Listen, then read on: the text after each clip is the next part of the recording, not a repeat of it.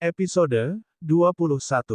Saat penjelasan itu bisa ia cerna, Zara baru bisa menunjukkan senyum manisnya. Ia baru memahami apa maksud dan tujuan mamanya ingin pergi menghadiri pernikahan Shirley yang hanya dilakukan dengan ijab kabul saja. Lia ya, Mama benar. Kenapa aku tidak kepikiran untuk memanfaatkan keadaan ini? Dengan menghadiri pernikahan Shirley, maka aku bisa membuat Kak Dava menjadi milikku selamanya. Dan yang paling penting adalah, membuat Kak Dava membenci Shirley selamanya. Itu kamu tahu. Kenapa gak bisa mikir dari awal apa keuntungan yang akan kita dapatkan jika kita menghadiri pernikahan Shirley ini? Maaf, Ma. Habisnya kesal aja rasa hati ini. Ya walaupun ia menikah dengan laki-laki cacat yang tidak aku ingini. Tapi tetap saja, hati ini ada asa tidak rela dengan menikahnya si kutu busuk ini. Sudah. Jangan dipikirkan. Dia gak akan bahagia dengan pernikahan ini. Kalaupun ia diterima di keluarga Aditama sebagai nona, maka kita akan membuat dia tetap tersiksa.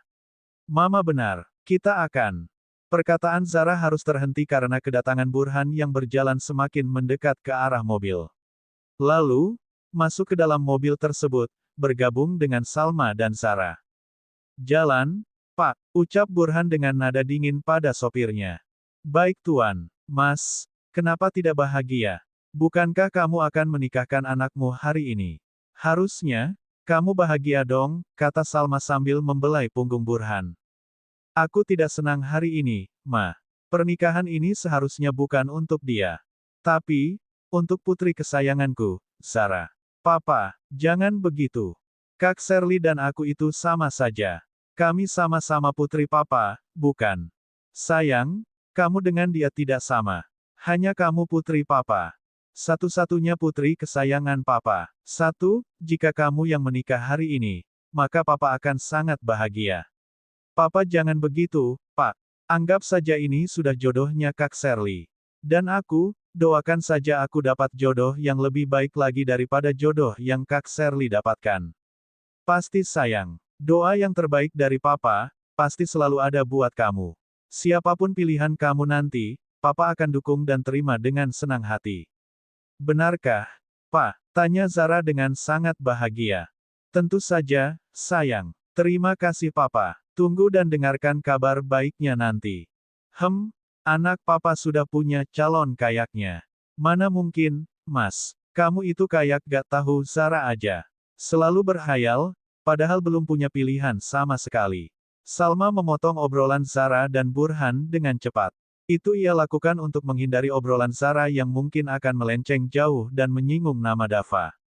Karena menurut Salma, ini belum saatnya Burhan tahu apa yang sebenarnya sedang mereka rencanakan.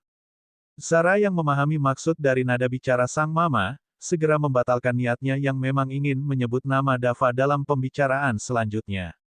Iya, Pak, apa yang mama katakan itu benar. Zara masih belum punya calon. Tapi, Zara akan punya calon nanti, Lia iya. Cari calon suami yang sesuai dengan kamu sayang. Papa akan terima calon itu dengan senang hati. Asal, kamu senang dan bahagia, maka Papa akan ikut bahagia. Terima kasih banyak, Pa. Tanpa sadar, mobil mereka telah sampai di tempat yang ingin mereka tuju. Mobil itu pun berhenti di parkiran gedung Kua yang memang selalu ramai setiap hari, kecuali hari libur. Mereka langsung turun dan bersiap-siap untuk masuk ke dalam. Tapi, sebuah mobil mewah berhenti di samping mobil mereka. Membuat langkah mereka harus tertahan karena penumpang dari mobil mewah itu adalah Shirley. Ma, Zara memanggil namanya dengan suara kecil. Jangan banyak bicara. Diam dan lihat saja apa yang akan terjadi selanjutnya, ucap Salma dengan nada yang sama. Setelah Shirley dan yang lainnya turun, barulah Brian turun dari mobil tersebut dibantu oleh Pak Sopir dan Johan. Zara tersenyum melihat Brian yang menggunakan kursi roda dan juga memakai topeng hitam untuk menutupi wajahnya. Ma, lihatlah. Tuan muda cacat yang sangat menakutkan. Zara kembali berbisik dengan perasaan sangat bahagia saat melihat sendiri seperti apa laki-laki yang ia tolak dan ingin dinikahkan dengan Shirley.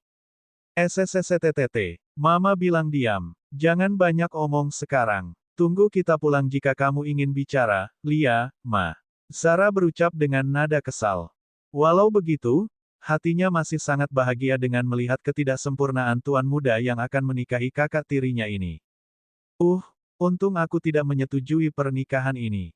Jika aku setuju hanya karena dia kaya raya, bisa malu setengah mati aku. Mau ditaruh di mana coba ini muka? Punya suami cacat kayak gitu. Udah lumpuh, jelek lagi, kata Zara dalam hati dengan perasaan jijik pada Brian. Tapi, mereka berdua ini cocok kok. Pasangan yang sangat serasi. Bak pinang dibelah dua. Yang satu kutu busuk, dan yang satu pangeran, tapi buruk rupa. Hahaha. Zara tertawa puas dalam hati sambil terus melihat Brain yang sedang didorong mendekat ke arah mereka. Tuan Muda Aditama, selamat pagi, ucap Burhan menyapa Brian sekedar basa-basi saja. Pagi, Brian menjawab singkat. Bagaimana, apa kita bisa melaksanakan pernikahannya sekarang? Tanya Burhan langsung. Sepertinya, Tuan Burhan tidak sabar lagi ingin menikahkan anak Tuan dengan Tuan Muda kami. Apa ada maksud tersembunyi? Tanya Johan merasa kesal. Tidak ada maksud apa-apa. Hanya saja, hal baik harus kita laksanakan cepat. Lagi pula, saya ada rapat penting yang harus saja hadiri siang ini. Jadi, saya ingin segera menyelesaikan tugas saya, ucap Burhan berusaha mengalihkan apa yang ada dalam pikiran Johan. Apakah rapat itu lebih penting dari pernikahan putri Anda, Tuan Burhan? Tanya Johan lagi. Belum sempat Burhan bicara, sebuah mobil tak kalah mewahnya dari mobil Brian, berjalan mendekat. Lalu, mobil itu berhenti tepat di samping mobil Brian. Seorang laki-laki paruh baya turun dari mobil tersebut. Laki-laki itu tak lain adalah Davidson Aditama. Papa dari Brian Aditama, baru sampai karena baru pulang dari luar negeri tadi subuh. Wah, ternyata semua sudah berkumpul di sini. Semua sudah lengkap, ayo masuk sekarang. Kata David sambil tersenyum, Lia Pak David. Ayo kita masuk. Burhan menyambut perkataan David dengan ramah.